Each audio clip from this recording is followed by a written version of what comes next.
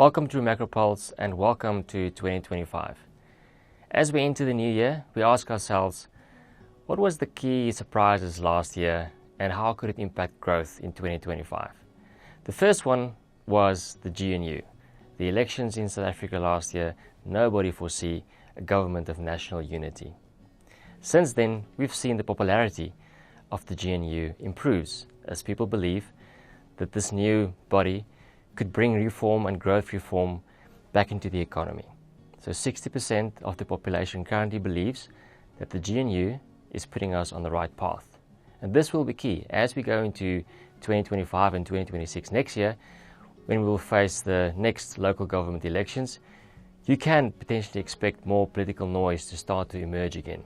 But thus far, the GNU holds. And what's key to the GNU's ability to hold and continue for the future is Cyril Ramaphosa and growth. If Cyril remains popular, the president will be able to keep the GNU together. And if growth returns to the economy, people will look favorable on the GNU. Now, the reform agenda in this regard is important.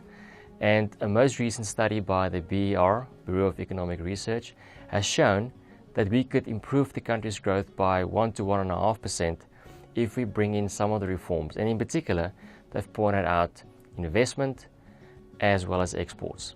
If we can improve our export capability by investing in our network economy, getting ports, railway, and electricity back into the system, allowing us to benefit from high commodity prices when it presents itself, and also on the investment front, as business and consumer confidence increases, we are seeing the investment environment landscape improving, and that allows for the private sector also to play a bigger role in the economy.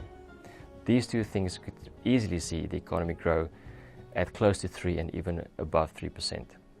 The second surprise was the US economy. Coming into 2024, the market consensus for US growth was 1.3%. And what we got was something close to double that, about 2.7, 2.8%. We also saw the S&P 500 rose by almost 30%. Now looking into 2025, we don't believe that these growth rates could be sustained and maintained.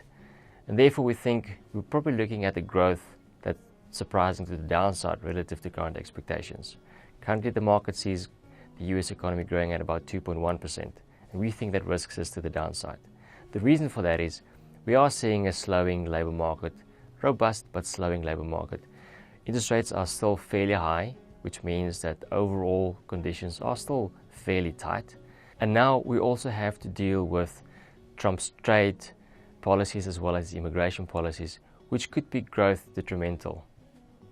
These policies we also expect to come in early into his term. And so we believe that there could be a slight growth impact, and therefore our call that growth could slightly surprise to the downside, which will most likely keep the Fed to continue to cut interest rates. The third surprise was China's U-turn to support economic growth in September of last year. Up until September, we saw a real lack and reactiveness to supporting economic growth from Chinese authorities.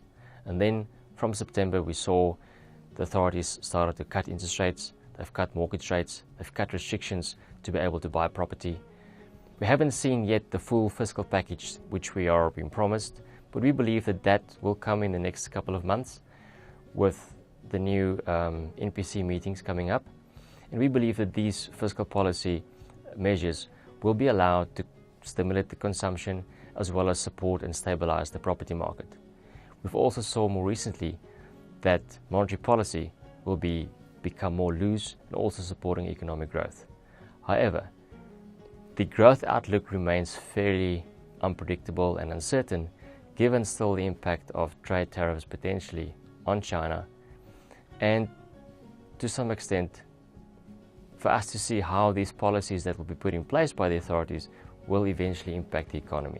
So the market at the moment sees Chinese growth at about 4%, and we believe that there's probably in the ballpark 4 to 4.5% in our view, with a big margin of error around that given the uncertainty of growth.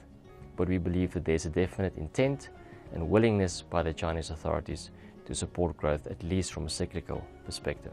That's all for this first episode of 2025. I look forward to this year and to engage with you throughout the rest of the year. All the best.